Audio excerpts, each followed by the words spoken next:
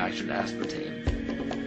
Gwen, you've done a lot of research on a bunch of different topics. One of the things you talked to me earlier about was aspartame.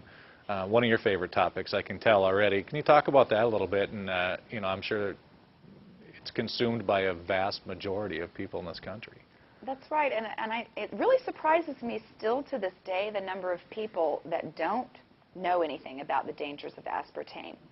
But when I was researching for my book, I found just a tidbit that I felt like I had to share with everybody, even though it was kind of off subject, you know, a little bit.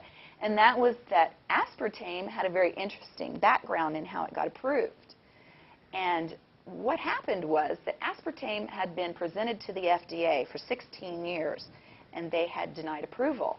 And the reason they had denied approval was because all of the clinical data showed that it caused lesions and tumors and cancer in the brains of animals that they used it on.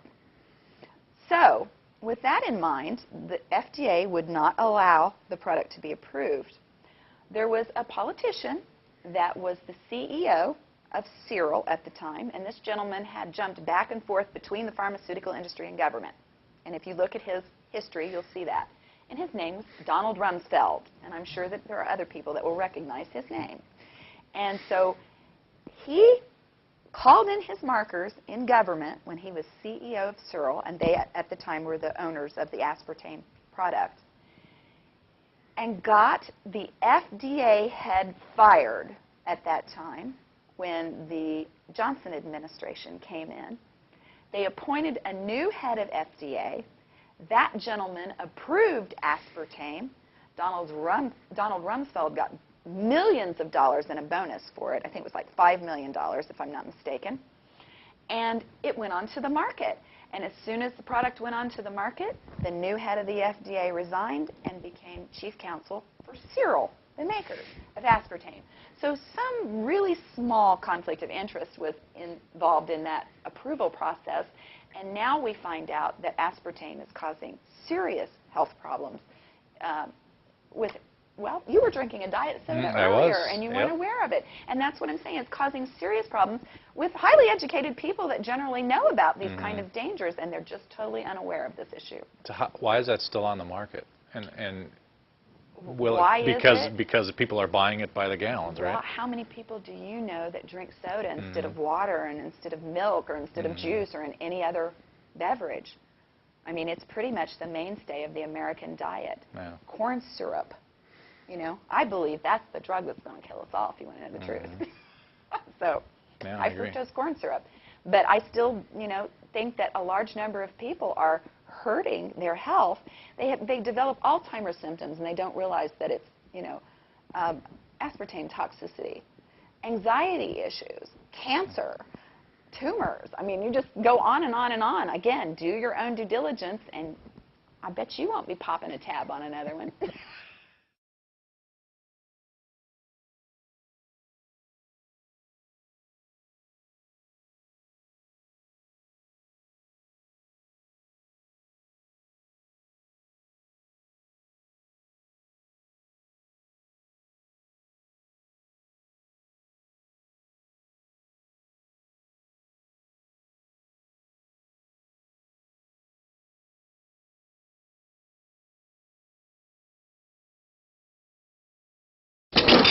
You know it as NutraSweet. It's in just about everything. Soft drinks, iced tea, hot chocolate, tabletop sweetener, chewing gum, cereal, pudding, ice cream, cookies, even breath mints and children's vitamins. Odds are, aspartame is part of your diet. But should it be?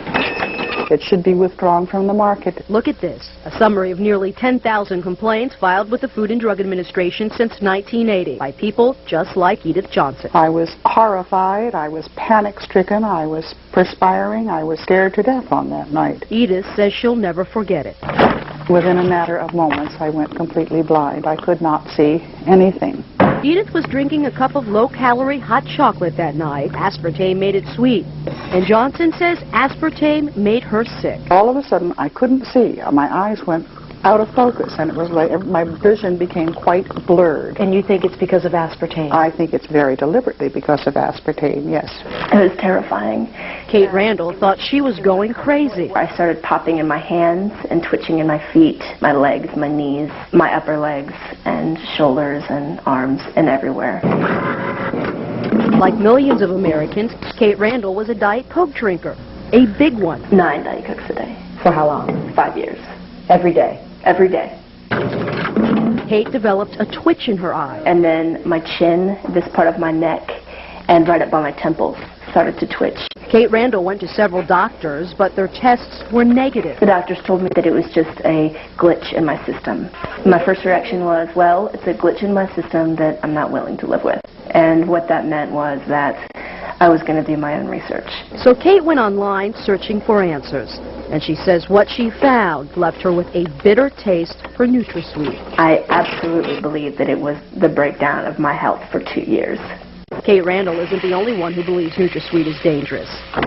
Dozens of web pages warn against the ill effects of aspartame. One of them is supported by this man, Dr. H.J. Roberts, a private physician and author of several articles and books on aspartame. Somebody has got to put this out and say, be careful. Roberts calls aspartame an ignored epidemic. The internist says he's treated patients who suffered severe side effects from America's favorite artificial sweetener. The bottom line is that I have over 1,300 in my own database that people have had terrible reactions to products containing aspartame. Dr. Olney, do you think that aspartame should be on the market today? No, Why not? because it hasn't been demonstrated to be safe. Dr. John Olney is a researcher at Washington University in St. Louis. I fed aspartame to infant mice and found that it produced the same kind of brain damage that monosodium glutamate causes. Dr. Olney started studying the effects of aspartame in 1970. He says he was alarmed when the rodents developed brain tumors. It indicates that if there's an adverse effect, a serious adverse effect in the animals, and if that adverse effect is absolutely proven in the animal research, then it should not be approved for human use. Dr. Olney took his findings to the Food and Drug Administration as Cereal, the company that developed aspartame, pushed to get the new sweetener to market. The FDA looked at the research and in 1975 put aspartame's approval on hold. It set up an independent panel of doctors to study aspartame. In 1980, that public board of inquiry unanimously ruled aspartame should not go on the market. We had a major responsibility to evaluate. Dr. Vernon Young from MIT is the only surviving member of the board of inquiry.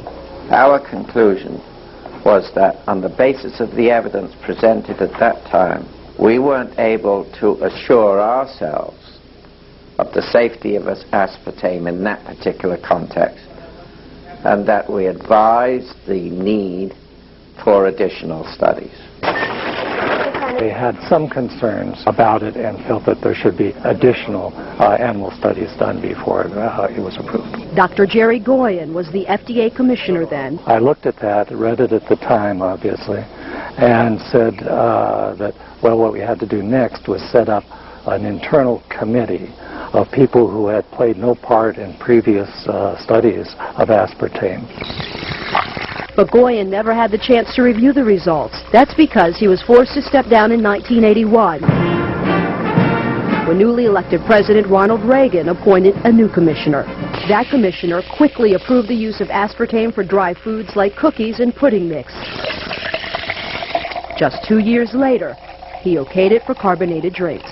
We tracked down that FDA commissioner, Dr. Arthur Hall Hayes. Hi, Dr. Hayes. Yes. My name's Aline Sergani with Fox 5 in Washington. Yes. Can we ask you a few questions about aspartame? FDA has all the information you need. Yes, but sir, you were the FDA commissioner when aspartame was approved. And so we'd like to ask you a few questions. No, I really have no comments. All the information is available to Food and Drug Administration. Sir, don't you think it's your responsibility as the FDA commissioner when aspartame was approved to answer some of our questions? Not now. I'm no longer commissioner of the FDA. Do you think the public was ever put at risk? Sir, was the public ever put at risk? Sir, do you think he put the public at risk, sir? Yes, I do.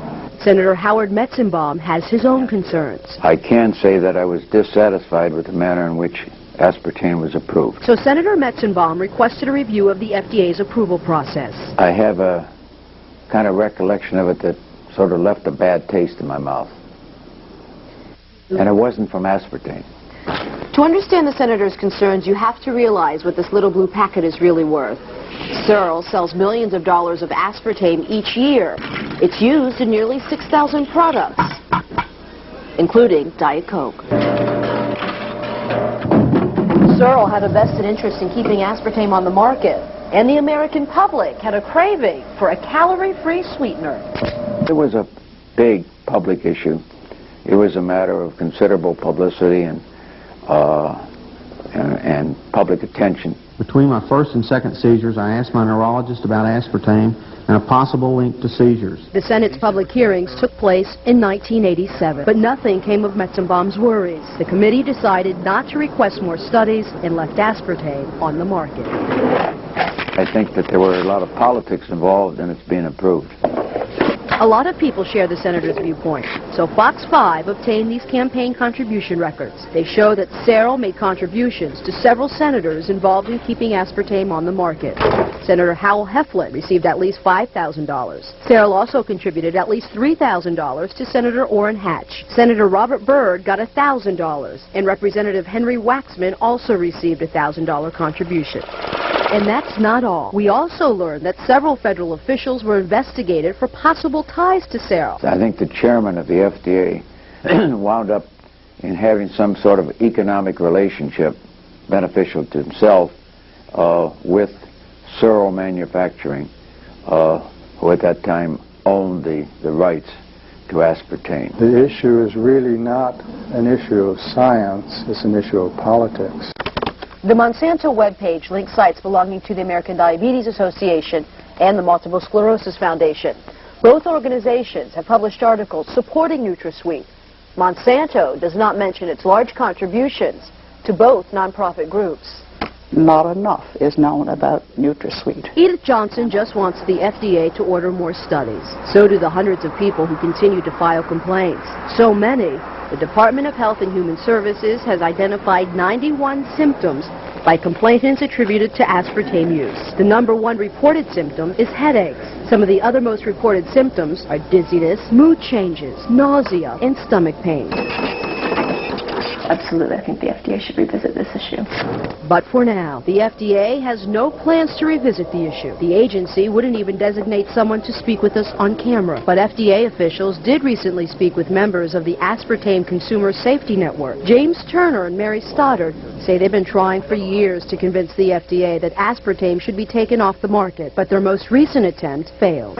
They barely acknowledge the possibility that some people may be harmed.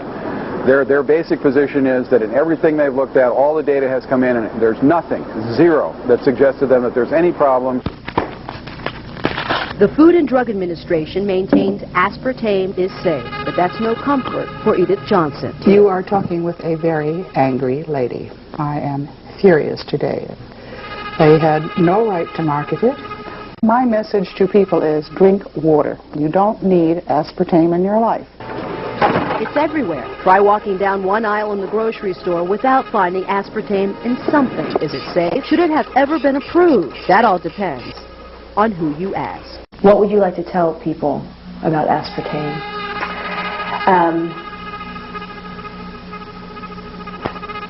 Avoid it.